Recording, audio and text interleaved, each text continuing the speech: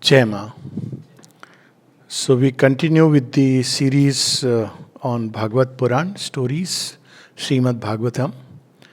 And the story that we have reached today in the normal course of things is my extremely favorite story, the most favorite. Other than stories of Krishna, the story of Samudra Manthan is something which I have identified with as a child, from childhood. So I can just share that.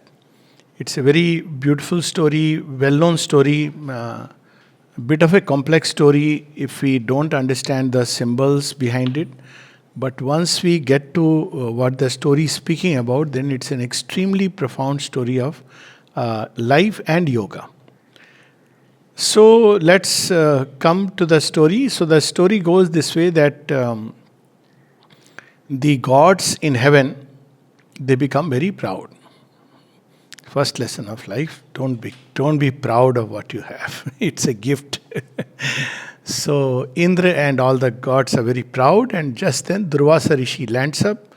He has the habit of coming at the most inconvenient times, and he gives a garland to Indra. And Indra, in his haughtiness at that point of time, he doesn't value it. He simply puts it on his elephant's head. He says, "To mere हाथी के लिए." And the elephant throws it down and crushes below his feet. So Durvasa Rishi is quick to anger and curse, but always that curse takes into very profound ultimate results. That's what we have seen earlier. So he curses Indra ki tum Shri Vihin ho jao. You be, the wealth, the name. Shri is not just wealth. It also implies the fame and all that comes along with it, prosperity, the glory, yash, all this you will lose it. So he loses it. Shri walks away, goes away from there. Shri is in incarnation, one of the forms of goddess Lakshmi. And then slowly we see that Indra is, they all are driven away by the Asuras. Asuras conquered them under the guidance of Maharaja Bali. And in the end, the gods are outcasted, basically. And they become Shri Vihain, so they don't have strength now to conquer it back. And at that point of time, as always, they go to Sri Hari, that shows the way. What do we do now? So, of course, as always, Sri Hari first tells them that you people should have been humble. Always in Puranas, we'll see the lesson.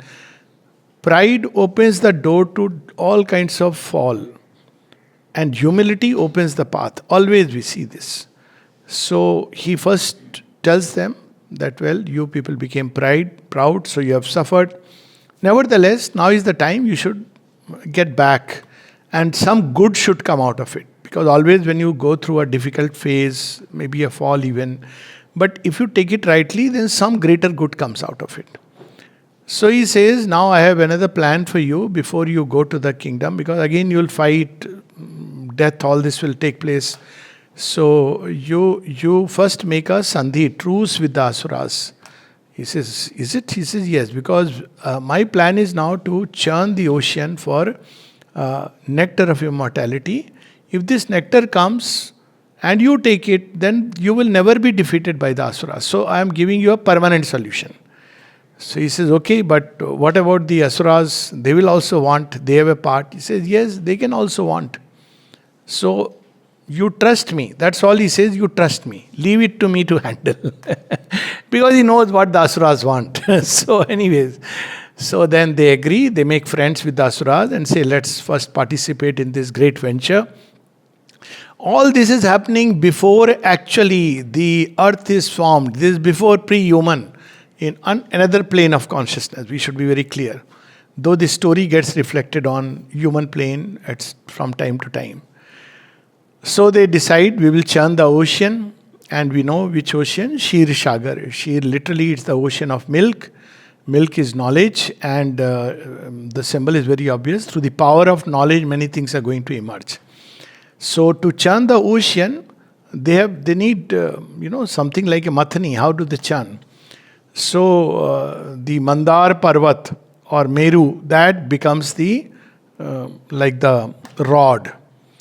But then how to churn? So Vasuki becomes the great serpent. He says, okay, you can put me around, and one side the Devas will catch, the other side the Asuras will catch, and you can use me to churn. So all right, now as they start, just practice session is going on. So Mandar, that it sinks by its weight into the ocean. So again there is hue and cry, sir, we can't do anything like this. So then Lord Vishnu becomes a tortoise, Kurma avatar, and goes at the base holding the Mandar or the Meru. Now the process starts. Now Vishnu Bhagwan is here everywhere. He becomes the tortoise, but he also is participating in the whole sport. So he goes and catches the mouth of Vasuki. See how this, look at the divine strategy. So as he catches the mouth, Asuras know that after all he is the higher authority. They say, we will be with him. So we will be by the mouth, because Asuras are, it described in the Bhagavat so beautifully. Because they have read the Vedas and are very proud that we have read the Vedas and we are great people and we are, we have achieved so much, and therefore we deserve the mouth. Because Vishnu is holding, it must be something very, very special. So Vishnu Bhagavan says, okay, fine, take it, no problem, I'll go to the other side. They don't mind it. Exactly like Duryodhan. He makes a choice between Krishna and the Sena. So they say prestige is more important, we will catch hold of the mouth. Prestigious. And all the Devas, they follow Lord Vishnu, and along with him they are on the tail side. And so with the Kurma avatar at the base and Meru at the center, Vasuki, the great serpent, they start churning. Now actually it's given right in the Bhagavat only, no interpretation required. It says, who are these three? So the Bhagavat says like that, the Devas are full of goodness and the Asuras are full of passion. What are they describing? The Sattvic and the Rajasic qualities. That's how it is described. And Vasuki is full of tamas. So it's clear cut that the three gunas which are operating. And then Meru, we all know, even this spine is called as the Merudand, the spinal cord. It's a hierarchical arrangement of the forces, powers, energies in the cosmos. And at the base of it is none else but the divine himself. Tortoise is, Mother has said, it's a symbol of immortality. So they start the churning, expecting nice things will come out, but first comes out is Kalakut or Halahal. So when Halahal comes out, it's poison. So after some time, as such, the Asuras become very weak because they are by the mouth of Vasuki. And as they start pulling, he brings out fumes and they can't bear it. And now comes the second danger of Halahal. At least the gods were protected because Asuras made a choice out of pride. So then as Halahal comes, nobody is able to do anything about it. Both of them leave the place and run away. And then Lord Brahma goes, he does stuti to Lord Shiva to intervene. And Shiva is by the side of Bhavani, and Bhavani says, yes, you must go intervene. And who else can take this poison? So Shiva goes and drinks the poison as it emerges, Halahal. And that's how he has the name of Nilakantha. So he holds the poison in his neck, and whatever spills over is taken up by the... There are so many symbols here that I'm resisting the temptation whether to finish the story first. Okay, so as the poison spills, it is taken by the serpents, scorpions, many of the creatures who will ultimately come upon earth. So this is the first step of the whole thing. Now here we can take a pause because the story has so many symbols. So we too in our life, there is a churning which goes on. Now there are two options.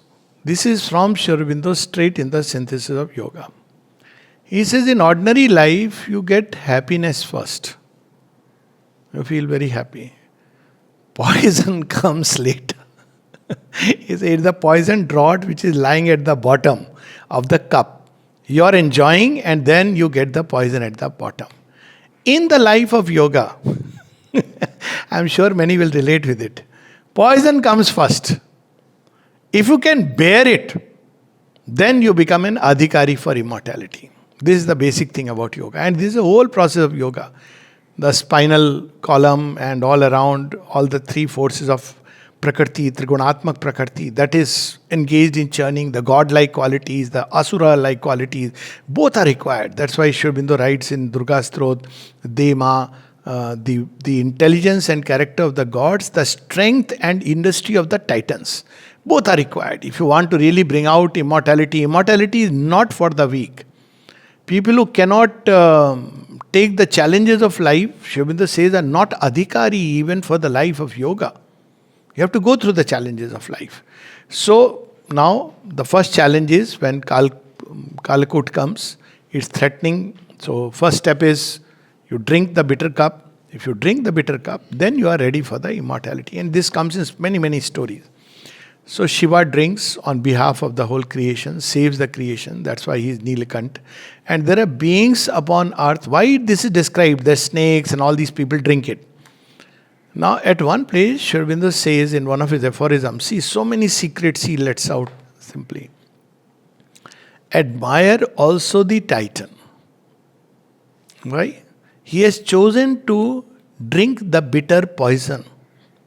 So, if you look at people who are very bitter in life, very angry, so now there is in the process of the churning and evolutionary process, things will come off. You know, any waste material, let's put it, even that will come out. Now somebody has to take it and absorb it. So next time when we see people who are very bitter, unhappy, feel compassion because they have chosen to drink that and hold it within themselves. That's why we understand now why the titans and the serpents are dear to Shiva. And Sri Aurobindo says the difference is that Shiva has done it consciously. That's why he is Godhead. When you drink the poison and the bitter cup consciously, you are a god. When you do it unconsciously, harbor it within yourself, embittered life, then you are on the side of the demonic nature. So you'll see many, you can identify even many of the leftists, I'll say openly, so bitter, so harsh, so, you can almost feel, why are they suffering so much? It's not that they are suffering from the agony of people, it's just that they have very embittered life. There are people in this world who are very embittered. So they are the ones who are drinking the poison on behalf of. So, of course, there is a remedy for them, but that's not what is shown here. Is hinted here, but not completely. So, anyways, Kalkut comes. When that is cleared, if you can go through this first phase of yoga, then the rest will follow. In ashram context, there used to be a saying, and it is so true. It takes time to understand and sink in. People come to ashram, oh, so wonderful, wow, this, So all the old sadhaks used to say, first year, second year, don't try to engage in sadhana. Just make sure you hold your foot on the ground here. It was, many people when they come, they don't understand why they are saying, because you don't realize the tremendous forces. Suddenly, all that you had never imagined, never expected, because Kalakut must come. If you can bear through it, there will be forces will try to, like Asuras and Devas, they try to go away. They can't bear the process. So there are people who try to go away. They don't want to engage. They want some quiet place, some Himalayan retreat, but that's not the solution. So they come back. Ultimately, the Sivattu in us accepts it. He is the God who has taken this burden. Then the process continues. Now, if you have gone through this step one, then starts the other things. So first thing which comes is Surabhi. So Surabhi, as we all know, it's very fragrant smell. Actually, all of them are beautiful yogic experiences. Even the body can begin to emanate smell. So these are all, so all the sages, they pray and they are very happy. So the first lady who comes out of this whole process is Surabhi. She gives a different glow. She gives a very nice, fragrant feeling, a sweetness about, the person. Then slowly, one by one, other things come out. Nectar comes at the end. So first comes the flying horse, Uchchaishrava. It's a white horse which flies. So Indra is trying to leap and Narayan cautions him, hold on, let it go to the demons. Now what is Uchchaishrava? It's force. So it's force, but a force which can leap, force of even imagination. It can take leaps and bounds. So Uchchaishrava goes to Raja Bali. Then comes out this several tusked elephant, usually 4-tusked elephant, Airavat. Again a white elephant, mighty elephant with 4 tusks pointing in 4 directions. So this goes to Indra. So Indra takes Airavat. Then come one by one different powers, and this is the list I had just made just to make sure. Kaustubh Mani comes. Kaustubh Mani, we know, goes to Lord Vishnu. He is wearing it on his chest. Then comes Parijat. Parijat is the tree of aspiration. Later on, Shri Krishna, in his Krishna avatar, he plants it upon earth. But Parijat is given to the heavenly beings. Indra takes it and keeps it there. Much later, Indra will, Lord Krishna with Satyabhama Bhudevi will bring it back to earth. But that's much later. Right now, there is no earth actually. So Parijat comes, is the tree of aspiration. Even at night, it gives fragrance, brings all the good things. Then come the Apsaras. The name Apsara is Apas, is waters. They are born from the cosmic waters. So they are not bad beings or good beings, as one would say. They are celestial beings, and they come, they are born from the cosmic waters, and they go to Devalok and they are there. And after all this emerges Goddess Lakshmi. Now Goddess Lakshmi, as she comes out from the churning of the ocean, now you see she was in the form of Shri, just very impersonal, not as a personal goddess.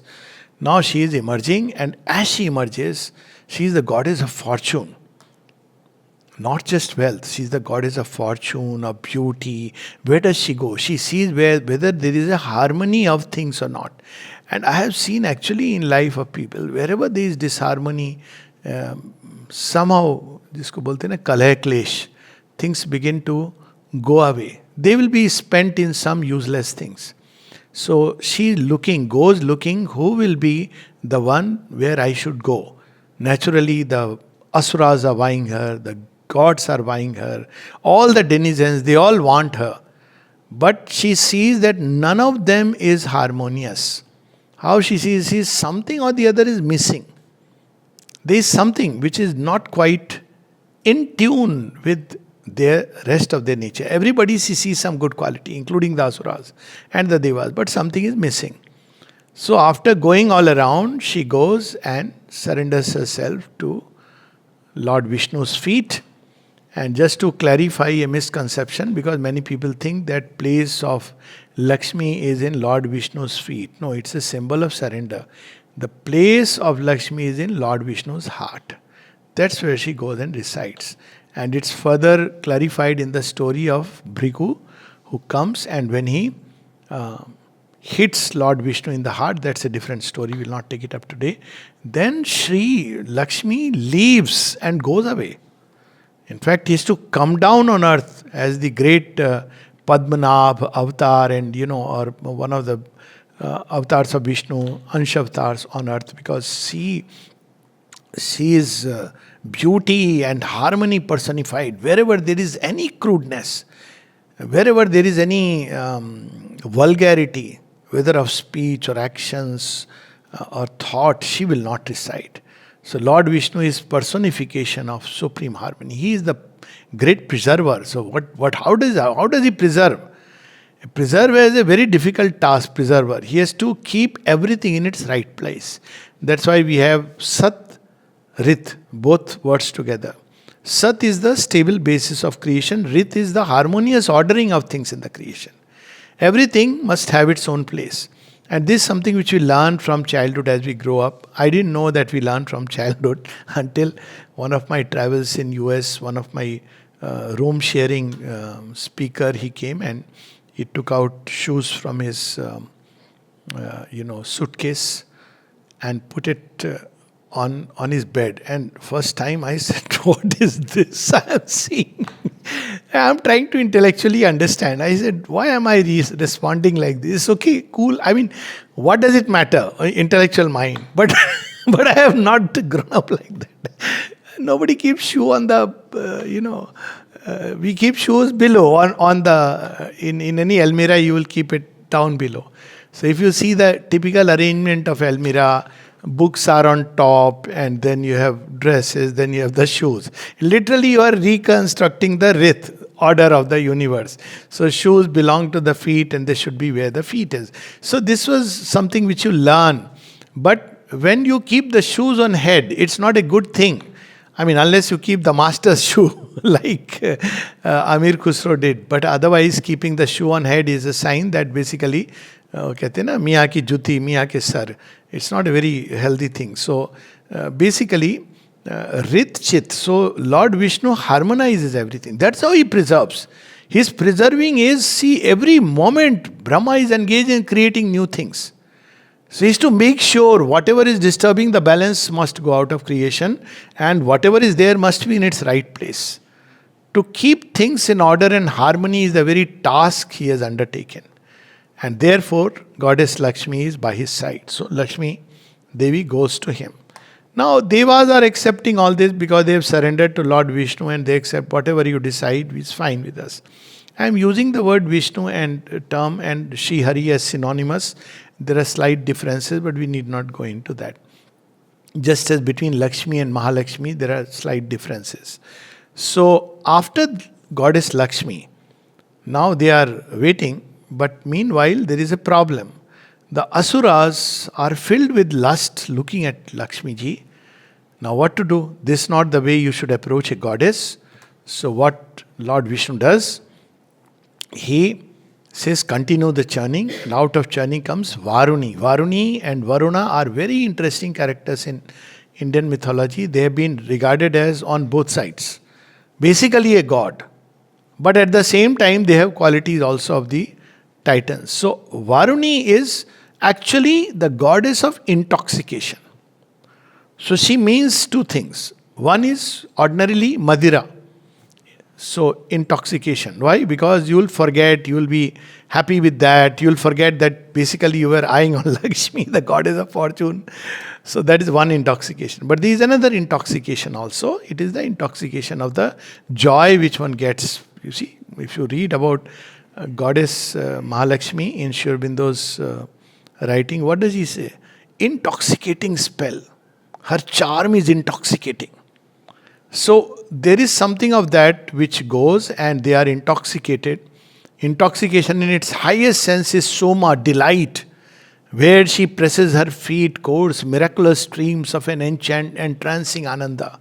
Intoxicating ananda. So he gives them something because they are lusting. So Indra and the gods have surrendered. Whereas the Asuras are lusting, he gives something. Okay, fine, you be happy, and they're very happy. Then they forget everything about Goddess Lakshmi. See how the symbol works. Be careful if in sadhana gifts are given to us.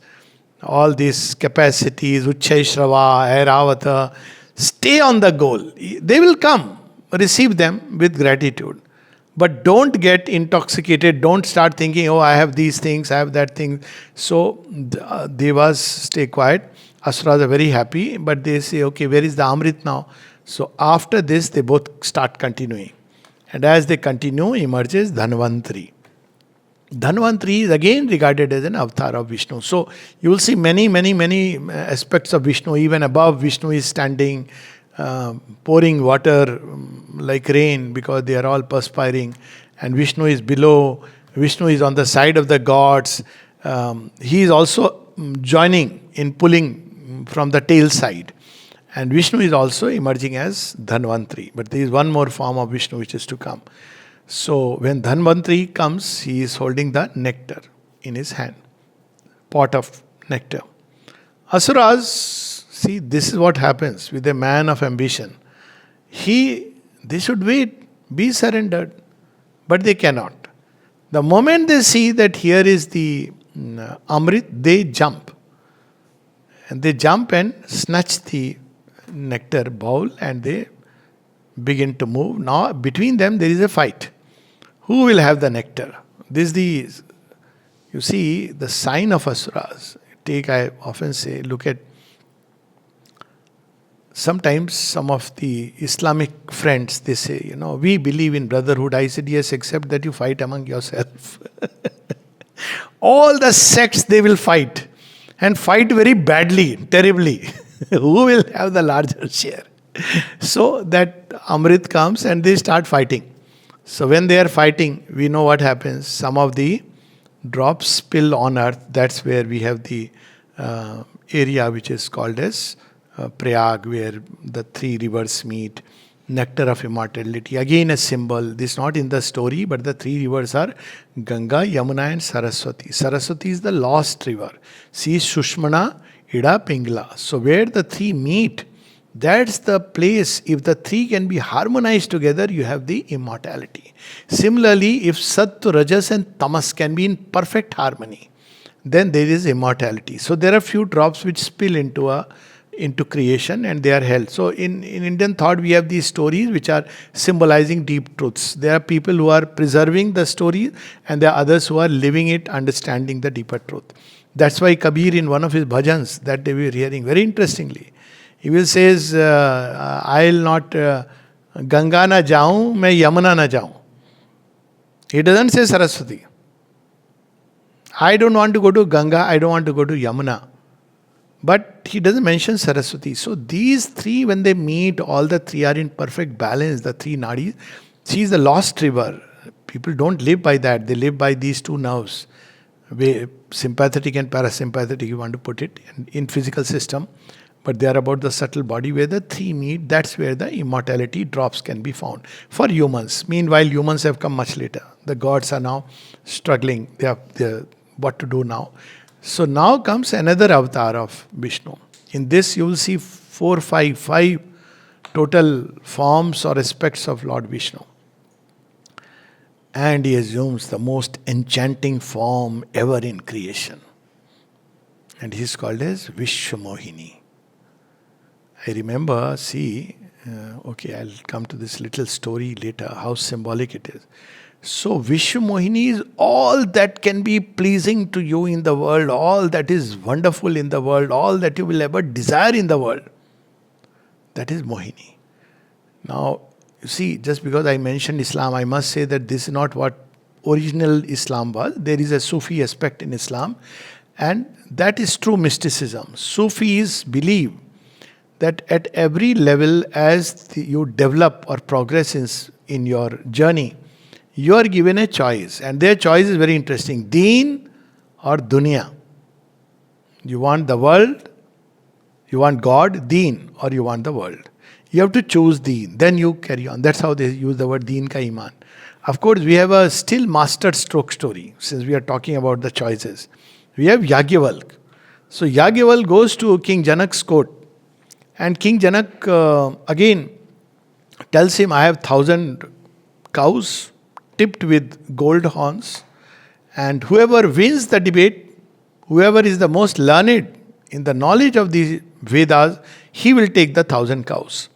So Yagyavalk says, please, to his disciples, please take the cows.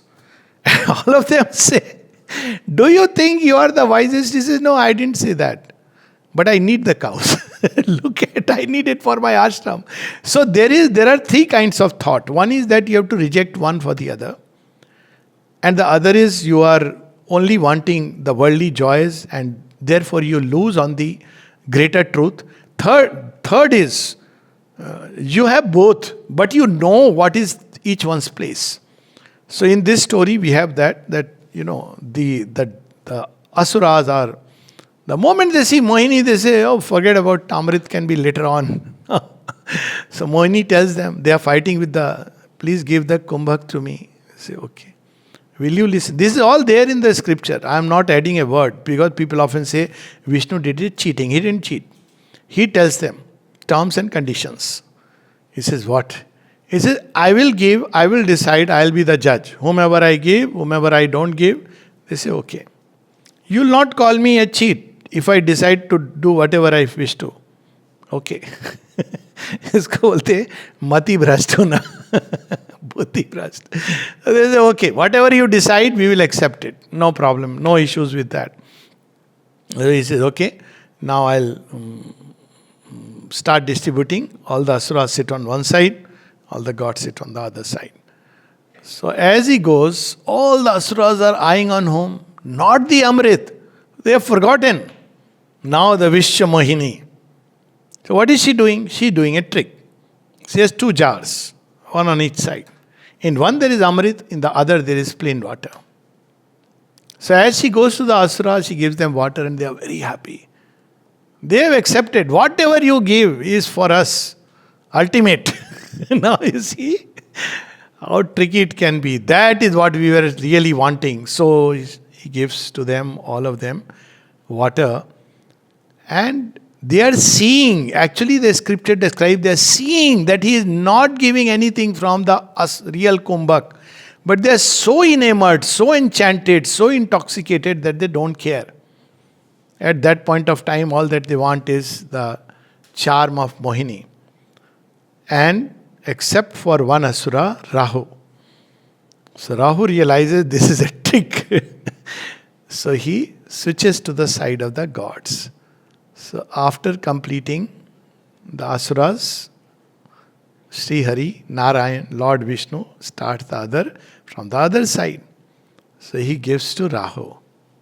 And Surya and Chandra, even Chandra comes out of Sagar Manthan. So you can imagine what creation is being talked about. I mean, Chandra has come out of earth, we know. So it is a later creation. So Chandra is sitting, Surya is sitting, and as soon as Lord Vishnu gives to Rahu, both of them say, no, he is only dressed like a deva. He is not a deva. So Lord Vishnu beheads him. But he has taken the Amrit drops. So his head becomes immortal and the body is not immortal. So we have Rahu, Ketu. And it's very interesting. If you really look at Rahu, Ketu, and that's why they are angry. As the story goes, I'm just talking of the story, raw story. So as the story goes, he is very angry with Surya and Chandra. So he gives the Grahan. But there is a very great symbol even here. If you really read Rahu, Ketu, especially Ketu, it's a very interesting planetary, planet means subtle planet, not the physical planet. So invariably, if you go through the Rahukal afterwards, you can actually progress a lot, just like Sani ki Dasha. It comes to veil and eclipse. And, well, Rahu meets his fate, then all the gods take the share, and now they are all fully ready for the battle. Asuras are angry. Suddenly they realize they've been cheated because Lord Vishnu appears as Lord Vishnu, and they fight. Now this fight is a well-known result. Is already it's a fixed match now, and they are defeated. Shukracharya comes, tries to revive them through his Sanjeevani, but nothing like that. The gods have taken the Amrit, and so they go back to their heaven all happy. The story doesn't end here. Shiva, who had taken the poison, now he hears about this whole story. He says, what is this form of Mohini?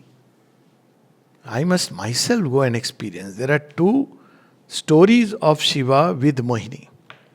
There is a very interesting dance form. I don't know whether people have heard or not. Mohini Attam.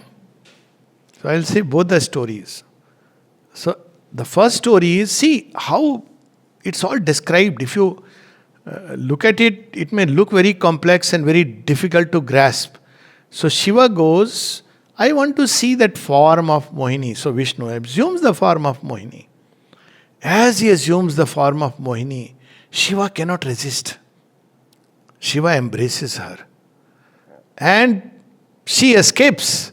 And as she escapes, Shiva goes wherever Mohini is going, chasing her. And wherever Shiva goes chasing Mohini, there are all beautiful, you see on earth, beautiful things emerge.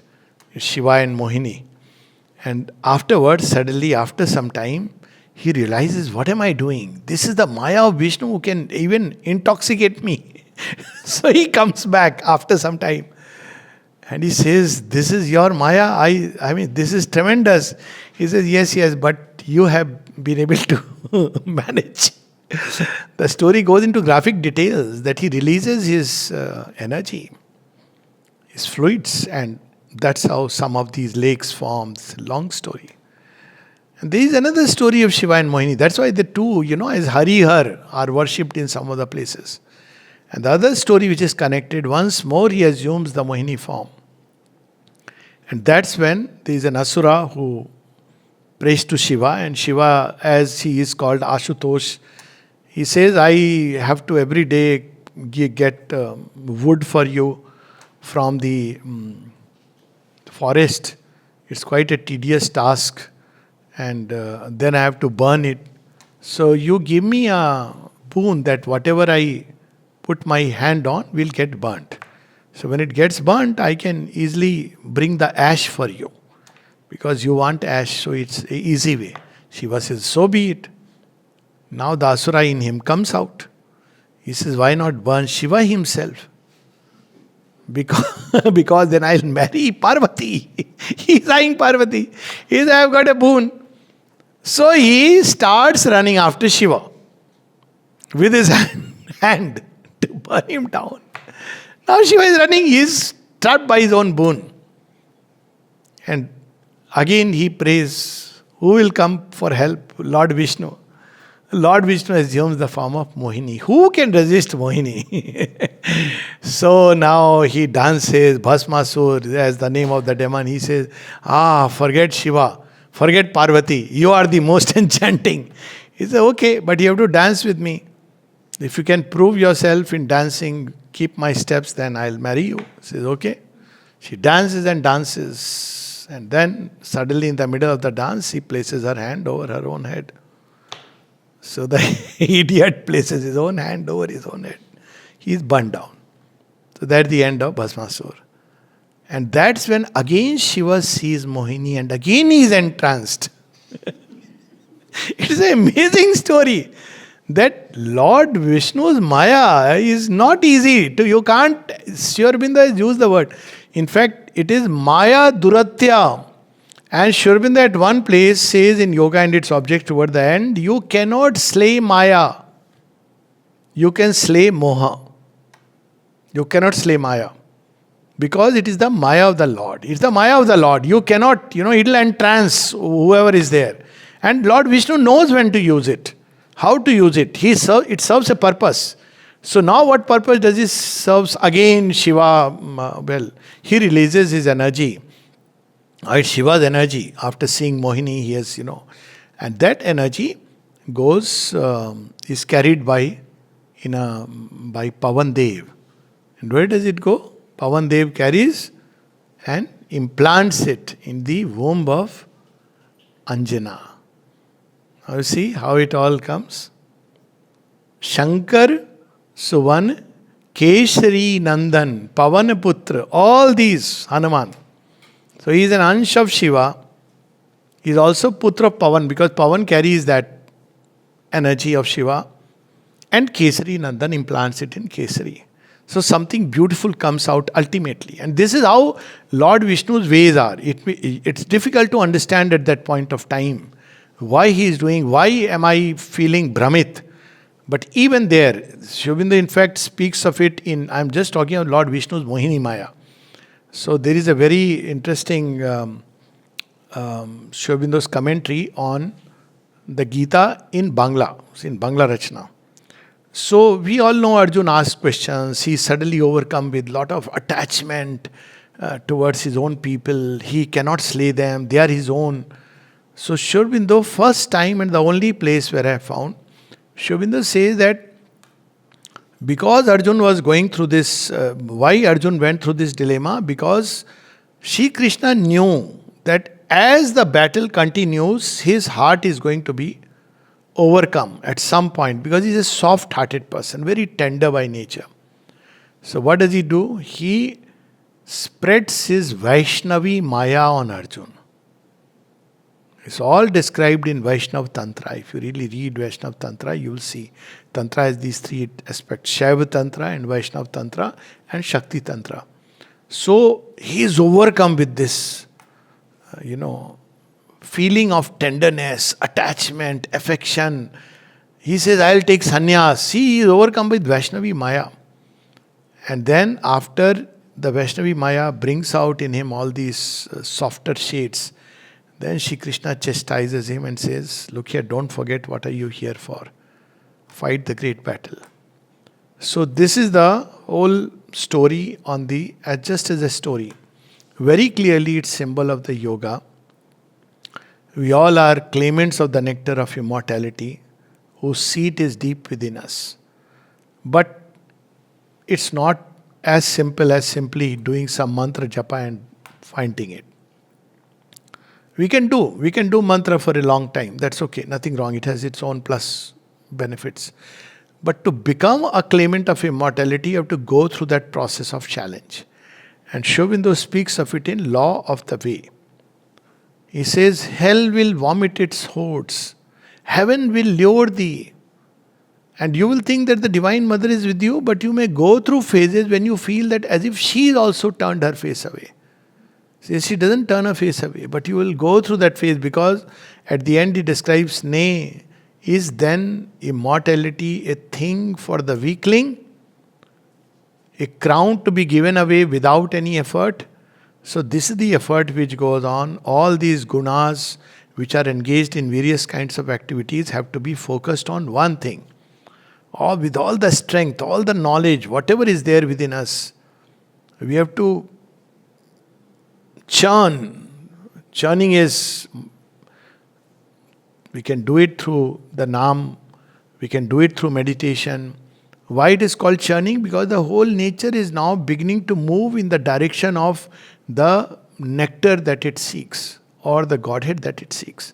And it's very elementary experience of everybody when you begin meditating. What happens in the beginning? You sit very nicely, nice Padmasana, and you start with, what starts coming? All that is buried inside starts coming. Some people get very frustrated. They practice 1 year, 2. I know somebody who practiced for 4 years. Then he said, I gave up. I said, why did you give up? You have to continue. Things will emerge. Sometimes powers will emerge. Capacities will emerge. Faculties will develop. But you have to continue steadfast and with humility. Pride is the biggest downfall.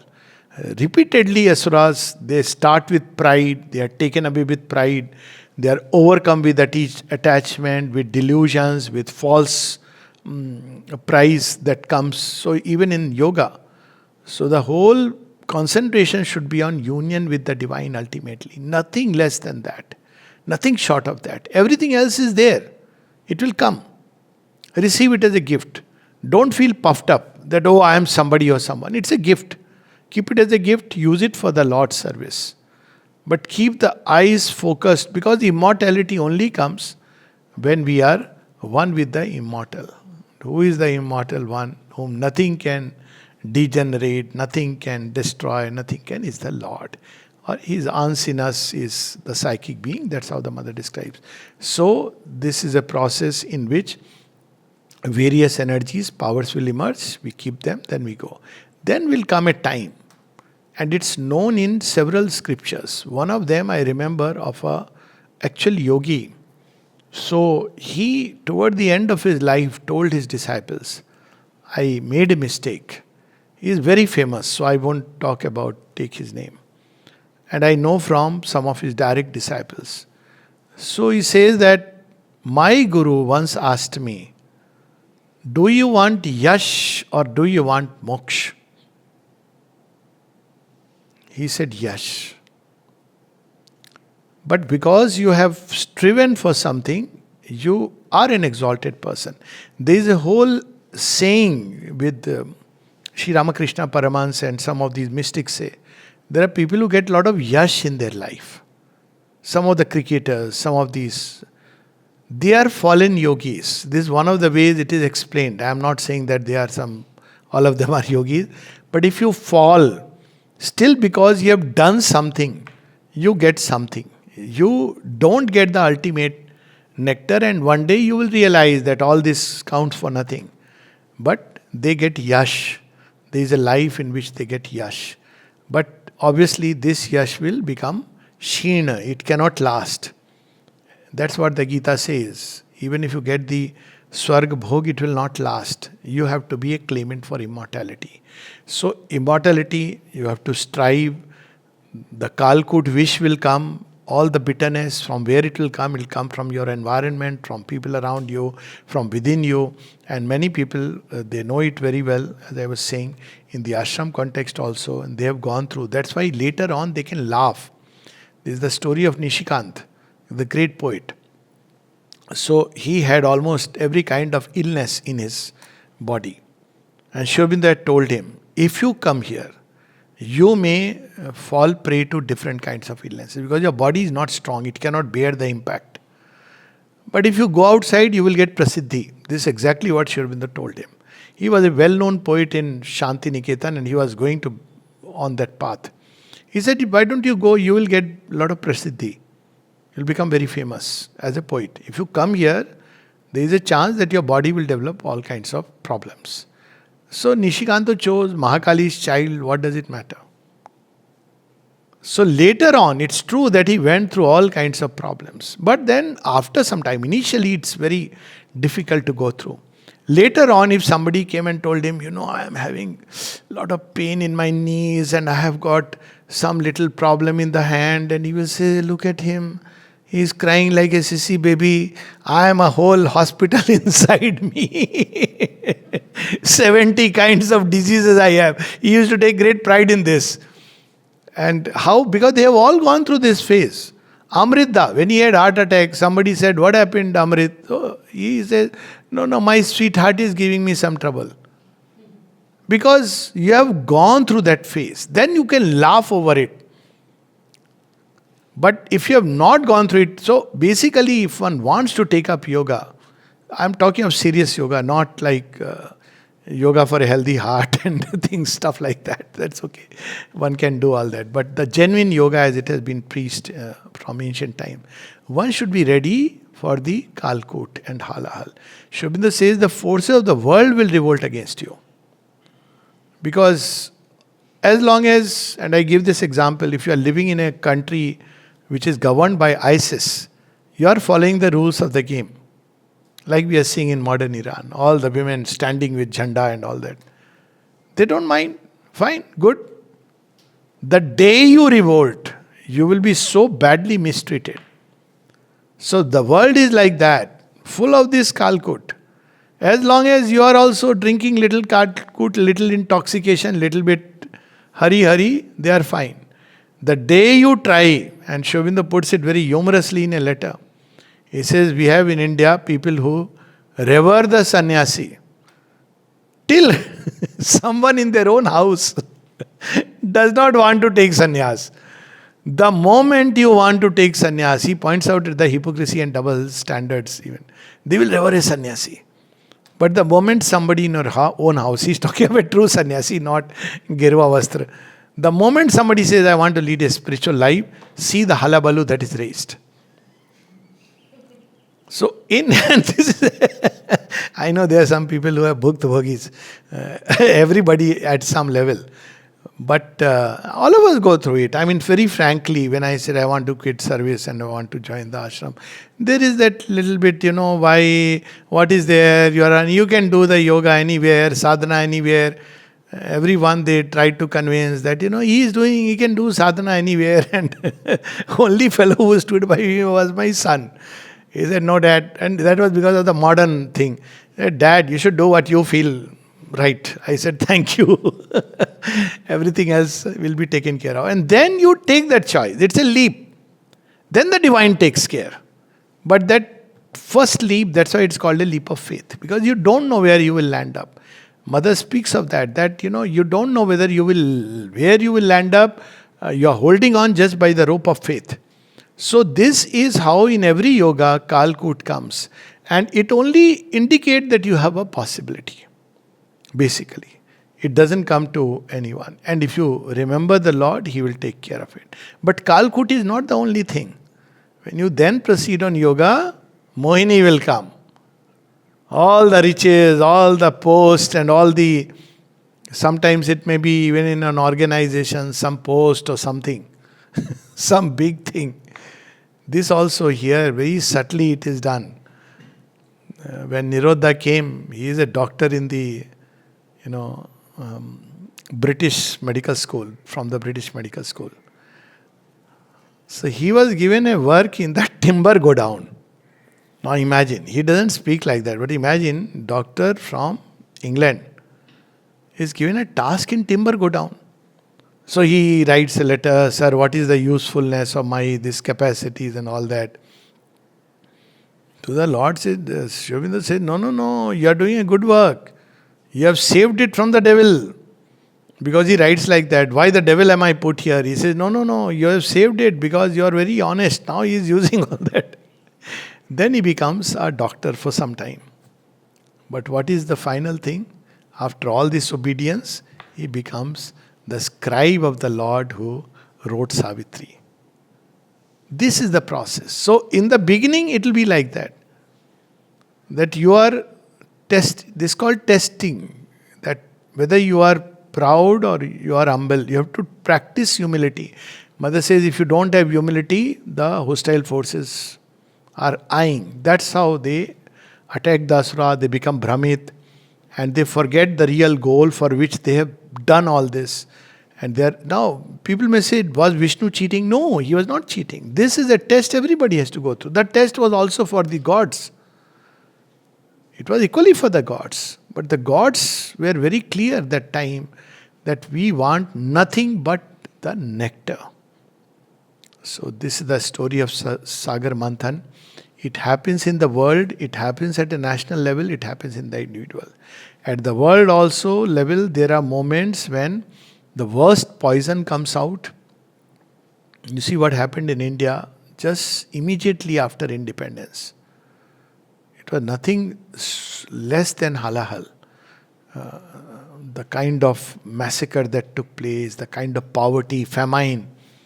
You have to go through that, steadfast. And then later on, the good things come.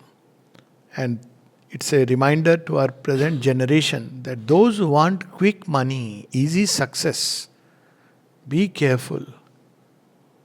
It may come, but it'll be very temporary, like the gods achieving easy success. So, all sensible parents, they teach their children the value of labor. Sagar Manthan. There is a very nice little observation somebody has made. It's a real story with which we can end. How this story is, why this has made an appeal on the human being. So you can apply it in so many places. I have personally applied. Once I remember one little child in front of me, two ladies were discussing saris. This boy was busy with his playing.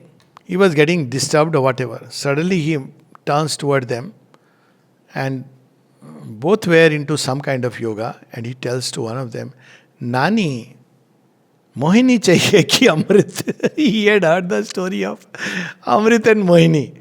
I used to tell, and I used to always end with Mohini chahiye ki Amrit. So he asked, Mohini chahiye ki Amrit? Now she's saying, kya puch raha hai? So I said, don't worry. You just go there and discuss because the boy knows the difference. Now recently, there was a remark. See how they are of universal application. And this observation was made by, I think, Saudi Arabia's crown prince or one of them.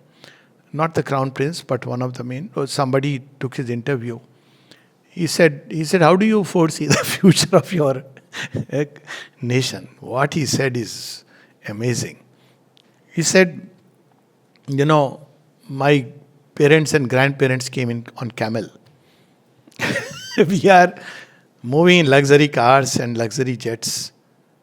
Our children will move in super luxury, all those limousines and all that. Their children may move in these things, but surely either my grandchildren or the great-grandchildren will move on camels again. Profound observation. If you don't teach children the worth and value of making the right choices, of putting in labor, not getting things easy. See, the whole story applies at every level. Nothing comes easy. There is nothing like yoga made easy. Sri Aurobindo says at one place, people wanted, oh, now I have joined the ashram, everything will be wonderful. He would say, there is nothing like yoga made easy, like French without tears. And then he describes how in ancient yogas you always have the asuras and devas coming and testing, and they pour all kinds of things in all the yagya. He says they will come. It's their job description. Whether you are really a claimant, you are really sincere seeker, they come to make our resolve sincere. At the end, who will stand? Will stand. We'll close with another last little story. See, this is something which goes everywhere, across the board. And in yoga life, it applies. How not to be deceived by appearances, how to remain steadfast on the goal. Things will come. Take it, keep it, use it rightly, whatever way you want to. But remain fixed on the goal. The story goes, there is a whole place by the name of Guru Nanak, you must have heard. Now it's in Pakistan. And one day, his closest disciple says, you have so many disciples, the whole city, Auroville. First effort at making spiritualized society. That was Khalsa Panth. He showed in those words. So he says, really speaking, he says, yeah, they are all your followers. He says, you believe it? He says, yes. I'm very happy about it. Say, okay. Tomorrow just announce that I'm going for a trek. Who will come with me? So they all join. Oh, he is going for trek. We all will come. All people are gathering food, this, that, everything. As they go on trek, they want to wait, stop for some time to have drink, something. Guru Nanak keeps on moving. Others feel we will catch up. Okay. So slowly everybody wants to stop because they cannot bear this. And his face becomes so much fierce. He is now not shaving, nothing. Also, there are people who say he has gone mad basically. I think we have been fooled, he has gone mad. Driving us crazy. Ultimately, everybody drops off. And only his closest disciple goes with him. Then Guru Nanak asks him, have you understood? He says, I have understood. This is the path. It's all about the yogic journey. He who can stay, he who can drown in the fire, as the mystic poet has said, Khusro darya prem ka waki ulti dhar, jo ubhra so doob gaya, jo dooba so par. If you are ready to drown, to lose everything, and remain one-pointed, the gods didn't care what they are getting or not getting. They were just focused on the nectar of immortality. And you will need both aspects, Asura's labor and the godlike energies. But at the end, to be a claimant of immortality, you have to be ready to be one-pointed in your aspiration and sincere in your aspiration and surrendered to the divine. Whatever he gives you, receive it with joy and gratitude. Jai Ma.